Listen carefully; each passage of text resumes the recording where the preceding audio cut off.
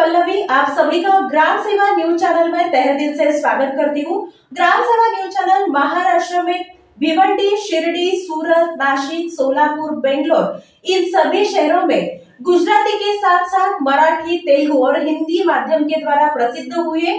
आज ही ग्राम सेवा news channel को सबस्क्राइब करें, शेअर करें और लाईक करें। करांसाठी आजचा दिवस अतिशय आनंदाचा आहे। सोलापूरच्या विमान सेवेला अखेर सुरुवात होत आहे।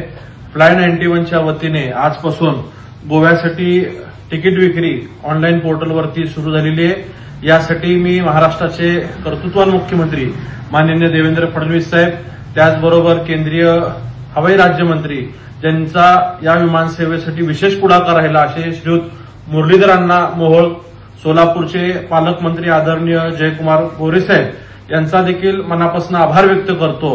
यांनी सातत्याने या विमान सेवेला लवकर सुरुवात व्हावी यासाठी शासन स्तरावरती जे काही अडचणी होत्या त्या दूर करण्यासाठी यांनी प्रयत्न केले।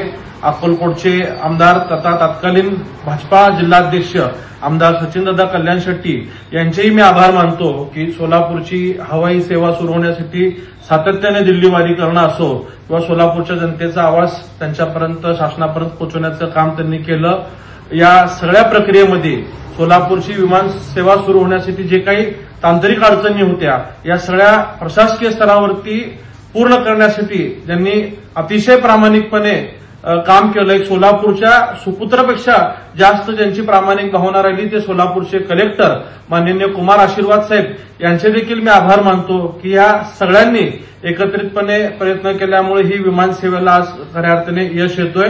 लवकरच फक्त सोलापूर ते गोवा नाही तर सोलापूरपासून मुंबई असेल, सोलापूरवरून हैदराबाद असेल, बेंगलोर असेल, तिरुपती असेल, या सगळ्या ठिकाणी आपली विमान सेवा सुरू होणार आहे।